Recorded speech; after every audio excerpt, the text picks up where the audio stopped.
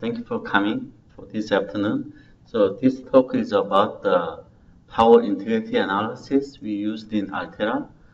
So the title of this talk is education talk is supply noise induced zero modeling and optimization for the high-speed interface.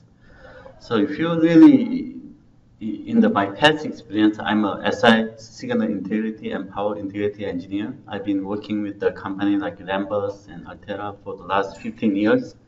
I do have a lot of experience in the power integrity areas. So if you design the IC chips, usually you do work with the power integrity engineer. So what usually they do is they come up with the voltage supply noise specifications. And then they give you a noise specs, and you take the noise spec and you do analog circuit designs based on noise specs, right? So what we do a little bit in this talk will be something different, something we do more recently, and we apply starting from the Altera designs. So what we do is we work very closely with the IP teams. So person like here, the Dr. Lee is head of transceiver design, and we work with that teams, and we work with also the parallel bus teams, and very closely with the power integrity engineer, with the analog engineers. So what we do in the networking relationship is we go beyond the noise specifications. So what we do is the jitter specifications.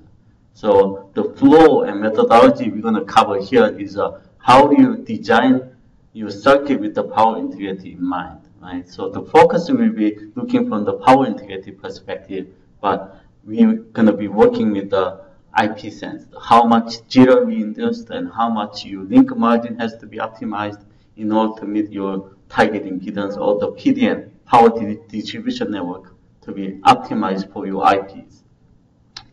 So the first, I talk about some of the issues and challenges on power distribution network design, and from there we're going to move on to the, how do you address those challenges. So before we talk about the solutions for those challenges, we're going to do basic reviews on what is power supply induced jitter modeling. So we call PSIJ. PSIJ is the general term. Any jitter induced by supply noise is we call PSIJ. We're going to talk briefly about the PDN modeling methodology based on the traditional sense, conventional sense, and we're going to talk about what does it take to convert that noise into the jitter specs. So you care about timing budgets and optimize your timing components of your IPs, analog timing circuits, and how you optimize your PDNs based on the jitter specs. And then we're going to look at the key applications. So application is important because of the clocking architecture in a sense, right? You have a memory and parallel bus use different clocking architecture than serial links.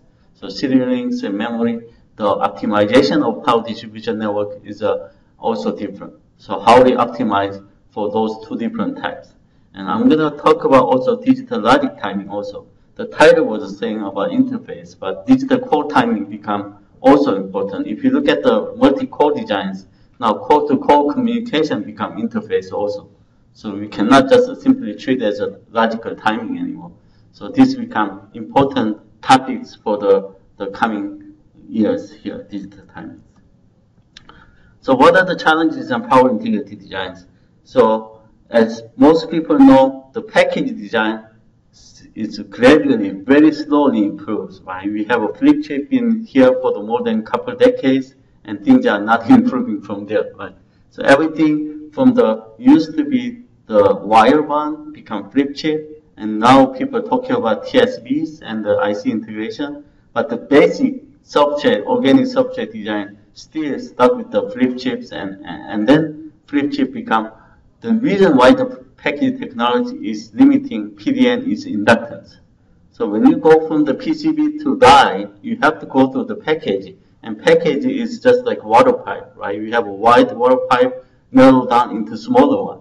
So the current surge through the package will create the inductive effects there. The package is just, it's very hard to improve the physical limitation of packaging. So no matter how things are improved in terms of IC technology, the bottleneck is package technology. It's just inductance is always there.